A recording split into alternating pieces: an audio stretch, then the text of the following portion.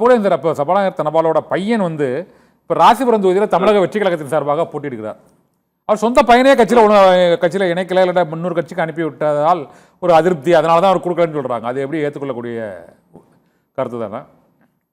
அது என்ன பண்ணுவீங்க நீங்க? அவரவர்கள் சொந்த முடிவு எடுக்கிறார்கள். ஆகவே ஓபிஎஸ் போன மாதிரி, ரவீந்திரநாத் பெட்டேடி போன மாதிரியா போயிடுவாங்க? அப்படி இல்லை.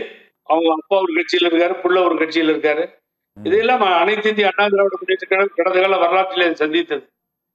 டிவிகே சுலோச்சனா சம்பத் அவர்கள் இந்த கட்சியில அமைப்பு செயலாளராக பல பதவிகளில் இருந்தார்கள். அவரோட சன்னு தானே இளங்கோவன் அண்ணன், அவர்கள் காங்கிரஸ் தலைவராக இருந்தார்கள். இதெல்லாம் இந்த மோதல் எல்லாம் ஏற்பட்டது. ஆகவே அவருடைய மகன் விருப்பத்தை தெரிவித்து போகிறார். ஏன்னா இன்னும் அவர் போனதால, அங்க போனதால ஒரு சீட்ல நிக்கிறாரு, தப்பிச்சாரு. பட் இங்கே இருந்திருந்தா தனபால் கதி தான் அவருக்கு வந்திருக்கும். ஆகவே அவர் எடுத்த முடிவை நான் தவறாக குறை சொல்வதற்கோ எதற்கோ வரவில்லை. அது தனபால் தூண்டுதல் என்று எப்படி சொல்ல முடியும்? அவர் முடிவை ராசிபுரம் அவினாசி 2 தொகுதியுமே அது பிஜேபிக்கு ஒதுக்கீடு செய்யப்பட்டதால் அவருக்கு வழங்க முடியலை அப்படின்னு அதிமுக தரப்புல கூறப்படுது. அதுக்கு இப்போ பிஜேபி தரப்புல இன்னும் வேட்பாளர் அறிவிக்கப்படலை.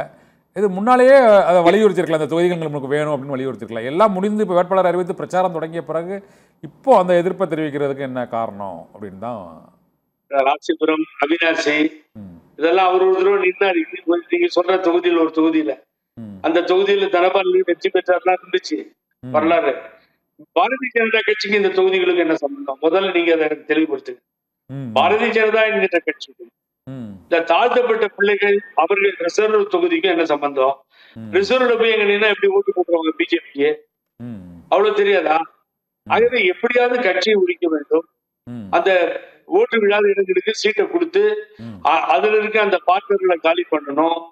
இதுல இறங்கிட்டார் பழனிசாமி. அவர் தப்பிப்பதற்காகவே சில இடங்கள்ல கேண்டிடேட்டை விட்டு கொடுத்து போட்ட மாதிரி தெரியுது. அவர் என்ன பண்ணாலும் இந்த தேர்தலில் திராவிட முன்னேற்ற கழகம் கூட்டணி வெற்றி பெறும் என்பது நிர்ணயிக்கப்பட்ட ஒன்று. ஆகவே அவர் களத்திலேயே இல்லை. களத்திலேயே இல்லைன்றதுதான் நான் ஆரம்பத்திலிருந்து நான் சொல்லிட்டு இருக்கேன். களத்துல பழனிசாமி இல்லை என்று. ஆகவே இப்படிப்பட்ட வேலைகளில் ஈடுபடுவார்.